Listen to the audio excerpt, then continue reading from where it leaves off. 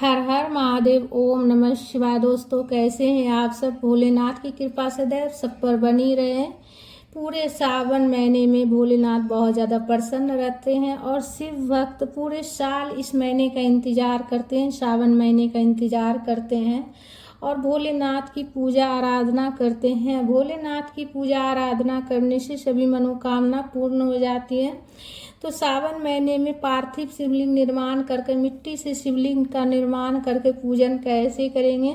सावन महीने में मिट्टी का शिवलिंग बनाकर पूजन करने से सभी मनोकामना पूर्ण होती है। तो प्रतिदिन रोज हम मिट्टी से शिवलिंग बनाकर पूजन कैसे करेंगे, विसर्जन कैसे करेंगे, आज मैं आप सबके साथ शेयर करूंगी। पार्थिव शिवलिंग का निर्माण कर पूजन करने का बहुत ज़्यादा महत्व है, इसलिए कि श्री रामचंद्र जी भी पार्थिव शिवलिंग का निर्माण करके, मिट्टी से शिवलिंग का निर्माण कर पूजन किए थे और श्री रामचंद्र जी और लंका पर विजय प्राप्त किए थे। तो मिट्टी से शिवलिंग का निर्माण करने का बहुत ज़्यादा महत्व रहता है और जो भी मनोकामना रहती है सच्चे दिल से मिट्टी का शिवलिंग बनाकर पूजन करने से पूर्ण हो जाती है। तो प्रतिदिन पूजन कैसे करेंगे? तो देखिए, आपके घर में जैसे कोई गमला हो फूल पत्ती का, तो उसमें भी आप मिट्टी, उसी गमले का मिट्टी लेकर आप मिट्टी से निर्माण कर आप पूजन कर सकते हैं, शिवलिंग का निर्माण कर। ये तुलसी का गमला में आपको नहीं निर्माण करना है, इस बात का खास ध्यान रखिएगा। तुलसी के गमला में शिवलिंग का निर्माण नहीं कीजिएगा। तुलसी के गमला को छोड़कर जैसे सम्मी का पौधा हो, बेल वृक्ष का पौधा हो आपके घर में, तो उसमें भी आप निर्माण कर उसी के जड़ के पास का मिट्टी लेकर और शिवलिंग निर्माण करके आप पूजन कर सकते हैं। या फिर कोई खाली गमला हो तो उसमें भी आप पूजन कर सकते हैं। तो सबसे पहले भोले बाबा का पिंडी स्वरूप जो है वो बनाएंगे, उसके बाद हम जलेहरी बना लेंगे, इसलिए कि जलेहरी में पूरा शिव परिवार होते हैं। तो सबसे पहले भोले बाबा का पिंडी स्वरूप बनाएंगे, उसके बाद भोले बाबा का पूरा परिवार का जैसे जलेहरी हम बना लेंगे।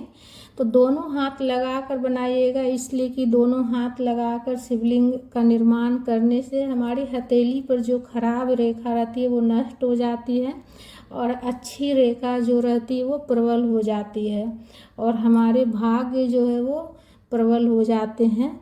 तो इसीलिए से दोनों हाथ लगाकर शिवलिंग का निर्माण कीजिएगा, ठीक है। और स्वच्छ जल में थोड़ा सा गंगा जल मिला लीजिएगा, मिला कर लीजिएगा शिवलिंग जब आप तैयार कीजिएगा तो, ठीक है। तो उसके बाद शिवलिंग देखिए इस तरह से तैयार कर लिए हैं।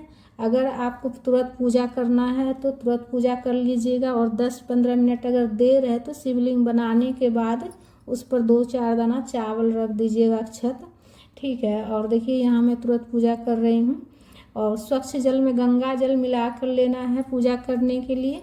सबसे पहले अक्षत का आसन देकर हम दीपक रखेंगे, दीपक को प्रज्वलित कर लेंगे। दीपक देखिए आप तिल के तेल से भी प्रज्वलित कर सकते हैं और या फिर घी हो तो घी से भी प्रज्वलित कर सकते हैं। प्रतिदिन की पूजा का मैं बता रही हूँ। अगर आपके पास घी भी ना हो, तिल का तेल भी ना हो, तो देखिए सरसों का तेल सभी के घर में रहते हैं, तो सरसों का तेल का भी आप दीपक प्रज्वलित कर सकते हैं, ठीक है। तो अपनी सुविधा, अपना जितना मतलब सामर्थ्य हो उस अनुसार से पूजन कीजिएगा। भगवान अगर आपको घी का दिए हैं सामर्थ्य घी का दीपक जलाने का, तो आप घी का दीपक प्रज्वलित कीजिएगा।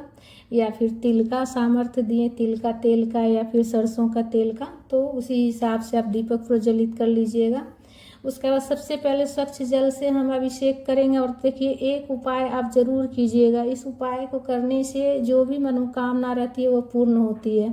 तो शक्कर लिए हैं, गुड़ लिए हैं, गुड़ जल में घोलकर और ओम नमः शिवाय का जाप करते हुए मीठा जल प्रतिदिन जरूर चढ़ाइएगा। आप गन्ने का रस से भी अभिषेक कर सकते हैं या फिर गन्ना का रस जैसे प्रतिदिन संभव नहीं हो तो आप जो है ना गुड़ ला कर रख दीजिएगा घर में और प्रतिदिन थोड़ा सा जल में मिलाकर भोला बाबा पर जरूर चढ़ाइएगा, शिवलिंग पर जरूर चढ़ाइएगा।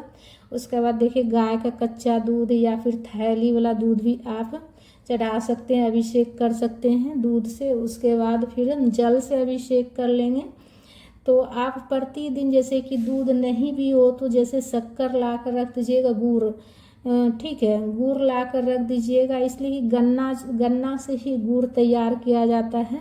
तो जैसे आप गन्ना का रस डेली नहीं चढ़ा पाइएगा तो गुड़ रखिएगा, और गुड़ को थोड़ा सा टुकड़ा जो है जल में घोल कर और मीठा जल से अभिषेक कीजिएगा, तो आपकी जो भी मनोकामना है वो पूर्ण होगी। तो ये उपाय आप पूरे सावन महीना जरूर से जरूर कीजिएगा, ठीक है। वस्त्र के स्वरूप में कलावा समर्पित कर लिए हैं, उसके बाद पीला वाला चंदन से तिलक कर रहे हैं भोलेनाथ को। सफ़ेद चंदन हो तो उससे भी तिलक कर सकते हैं आप, या भस्म हो, ठीक है, तो भस्म भी चढ़ा सकते हैं, या सरल विधि से पीला वाला चंदन से तिलक कर उसके बाद हम लाल वाला चंदन से भी तिलक कर लेंगे। दीपक में भी रोली चंदन से तिलक कर लेंगे। और जलहरी में पूरे शिव परिवार है, गणेश जी हैं, कार्तिकेय जी हैं, और भोलेनाथ की पुत्री अशोक सुंदरी भी हैं, माता अशोक सुंदरी, पार्वती माता भी हैं, पूरे शिव परिवार हैं, शेष नाग है, नंदी महाराज हैं, पूरे शिव परिवार हैं। तो सब में रोली चंदन से चारों बगल से तिलक कर लीजिएगा। और उसके बाद अक्षत चढ़ा लेंगे, तिल चढ़ा लेंगे, बेलपत्र में रोली चंदन से तिलक कर और बेलपत्र हमेशा पलट कर चढ़ाया जाता है, तो पलट कर चढ़ाइएगा, ठीक है। और बेलपत्र पर आप चाहे तो अपनी मनोकामना भी लिख सकते हैं, या फिर देखिए भोलेनाथ तो हमारे मन में क्या चल रहा है, हमारी क्या मनोकामना है, हमारी क्या इच्छा है, हम क्या चाहते हैं, वो सब जानते हैं। तो बेलपत्र पर नहीं भी लिखिएगा तो भी जो हमारी मनोकामना है वो पूर्ण होगी, इसलिए कि सच्चे दिल से अगर हम पूजन करते हैं, भोलेनाथ की पूजा आराधना करते हैं, तो जो भी मनोकामना रहती है वो पूर्ण हो जाती है। उसके बाद देखिए जो भी फूल हो आपके पास वो चढ़ा लीजिएगा, आक धतूरा का जो मिल जाए, या फिर नहीं भी मिले तो देखिए बिना फूल का भी आप पूजन कर सकते हैं, सिर्फ 1 लोटा स्वच्छ जल भी लेकर आप पूजन कर सकते हैं। इसलिए कि भोलेनाथ जो है बहुत ज़्यादा प्रसन्न रहते हैं सावन के महीने में, और सावन के महीने में अगर आप 1 लोटा जल भी प्रतिदिन आप अगर चढ़ाते हैं सच्चे दिल से, प्रेम से, तो सभी मनोकामना पूर्ण होती है। उसके बाद देखिए भोग समर्पित किए हैं, सबसे पहले हम जल का भोग लगाए हैं और फल का भोग लगाए हैं। तो देखिए फल हो तो फल का भोग लगा लीजिएगा, या फिर मिश्री बतासा का भी भोग लगा सकते हैं, या फिर मीठा में जैसे चीनी का भी भोग लगा सकते हैं।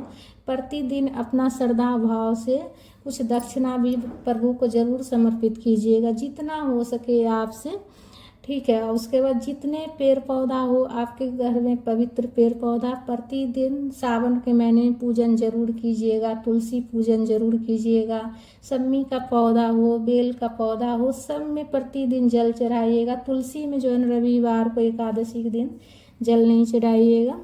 और देखिए प्रतिदिन पूजन करना चाहिए, जितना पवित्र पेड़ पौधा है सबका सावन के महीने में पूजन करना चाहिए।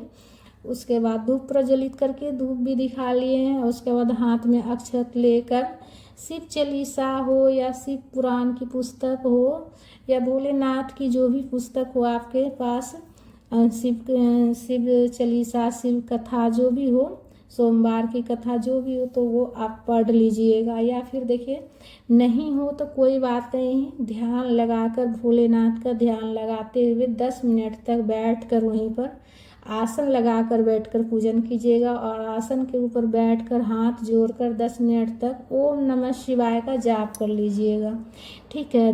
काम तो देखिए पूरे दिन होते रहता है, लेकिन भोलेनाथ के लिए 10 मिनट का समय निकाल कर भोलेनाथ का 10 मिनट ध्यान जरूर कीजिएगा और ओम नमः शिवाय का जाप जरूर कीजिएगा।